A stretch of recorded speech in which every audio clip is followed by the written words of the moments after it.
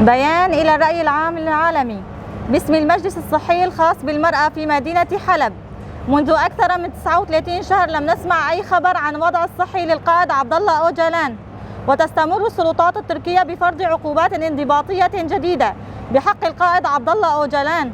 ونحن كنساء في الشرق الأوسط ونساء القرد خاصة صحتنا مرتبطة بصحة القائد، ونشعر أن صحته ليست بخير وهي في خطر، ونحن مرتبطون معه ارتباطا وثيقا، وأن العزلة والتجريد المفروضة على القائد عبد الله أوجلان يعني قتل الإنسانية، وندين ونعلن هذا التجريد الذي له آثارا سلبية على المجتمع ككل من الناحية النفسية والروحية والجسدية، أن القائد عبد الله أوجلان قائد الإنسانية، وأن فكره والفلسفة أعطت النور لكافة الشعوب. نحن نأمل من منظمات الصحة العالمية التي حملت على عاتقها القيام بواجبها الإنساني تجاه صحة الإنسان أن تتحرك وتقوم بواجبها حيال وضع القائد والقيام بخطوات جدية.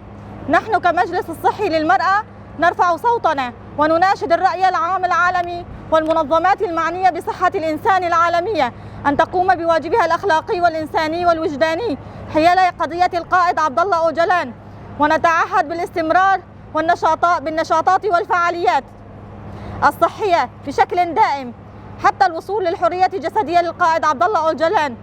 المجلس الصحي لمؤتمر ستار 5/8/2024. تحيا مقاومة إمبراي، لا حياة بدون القائد.